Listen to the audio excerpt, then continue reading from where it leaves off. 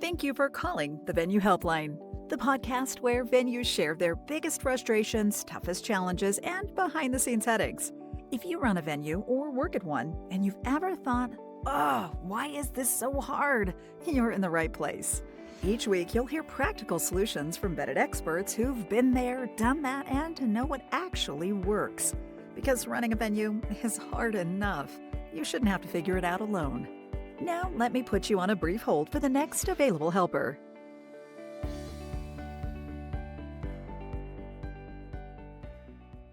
Hey there, it's Ian with the Venue Help Desk. Tell me, what's going on at your venue? Some other venues in our area do not require certificates of insurance from their couple's wedding vendors, nor do they worry with hiring security. Due to issues we've had in the past, and the fact that we are out in the country, we cannot imagine not having hired security at our weddings, especially with alcohol present. The fact that other venues do not require either of these things makes it even more difficult to run a profitable and safe business. In these two areas alone, what do you see as the majority norm, and do you have any suggestions? This is so frustrating because it feels like you're doing the right thing while nearby venues appear to be just cutting corners. And it's a pretty common tension, safety, liability, and professionalism versus this illusion of profitability. And I totally see how, as a rural and county-based venue, how your colleagues may be less inclined to follow the rules. But as you pointed out, being so far out of town probably has posed some issues for you at your venue with some of your previous wedding experiences. You're further out from emergency services and help when you actually need it most. But at the end of the day, this conversation isn't just about profit margins. It really is about guest safety, staff protection, long-term liability, and your venue's reputation. And there's some additional talking points that bring us to this messy middle. First, there's a lot of couples that compare venues and assume that the policies should be or are the same at every venue that they're visiting. Then you have venues that really fear losing bookings when they're the only ones requiring COIs or paid security, and they're the same ones that are touting their open vendor policies.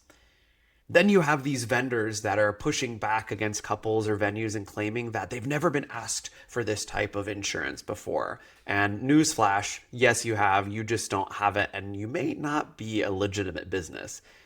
We also have alcohol. We know alcohol is popular at weddings. Alcohol carries an additional inherent risk, and a lot of venues really underestimate that type of exposure. And finally, there's this idea of short-term savings / cutting corners by other venues that really can distort the concept of what has become industry norm. So I'm really happy that you called in with this frustration today, and I want to share a few talking points to help you understand that you're on the right side of the desk. First, let's understand the real majority norm. Requiring vendor COIs is widely considered to be best practice, even if enforcement varies by market.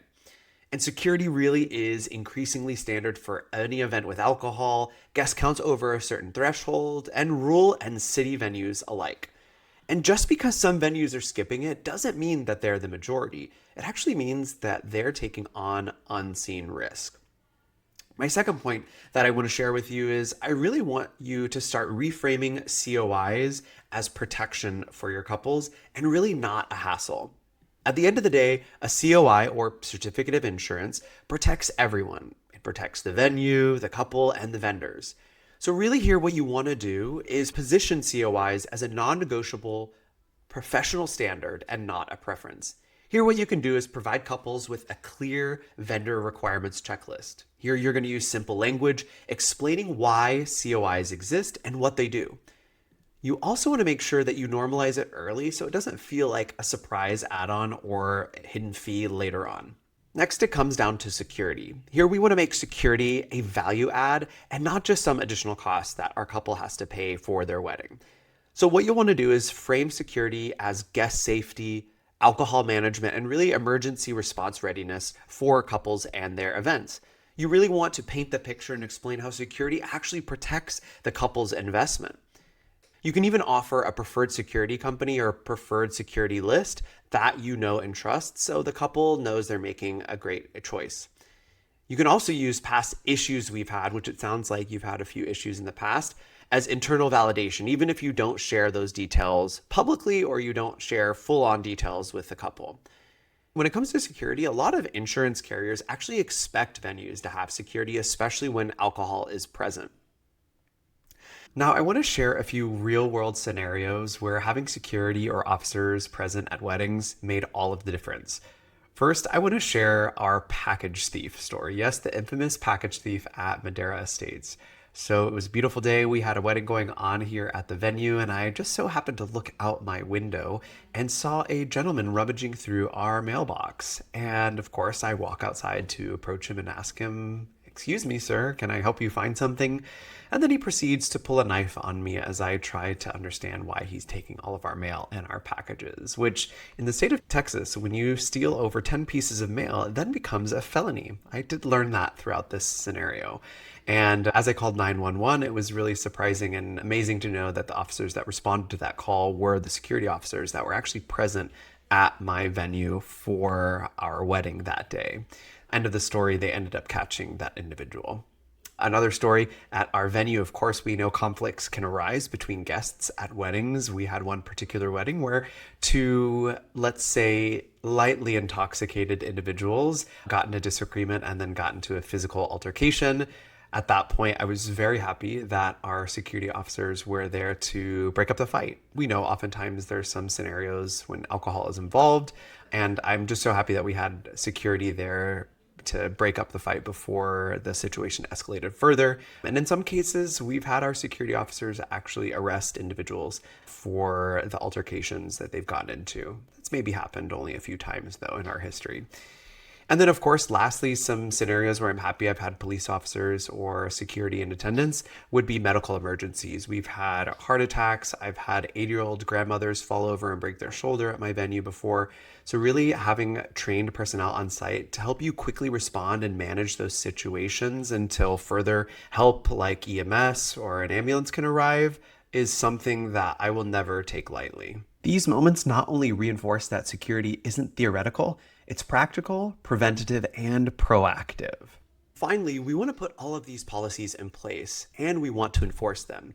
So ultimately what you need to do is update your contract to clearly state that security is required, and you also need to list out who is providing it. The couple is contracting the security company directly. You're providing them approved, licensed professionals for this service. You also want to provide couples in your contract with written vendor requirements. This could be requirements that vendors must be licensed, insured, and bonded where applicable. Vendors must carry appropriate liability coverage, and that you require proof, physical proof, not just promises. So here what you're going to do is you're going to request your certificate of insurance from the vendors. You can collect this oftentimes up until 30 days or 2 weeks prior to the wedding. You want to make sure that the vendor is including your name, your venue name as additional insured. And if the couple wants to hire a vendor that doesn't have insurance, you can provide them additional resources where the vendor can purchase day of event insurance. And ultimately, what we want to do is make this process a part of your standard workflow, not an exception handled last minute. So here's the big wrap up and takeaway for today's conversation. COIs and security aren't about being strict. They're really about running a safe and sustainable professional business. They're a part of venue risk management. Venues that hold the line protect their business, their couples, and their future. And this is really where clear communication, confident framing, and consistent enforcement can make these policies easier to uphold and easier for couples to accept. That's it for today's episode. I want to wish everybody that is celebrating this week a happy holidays.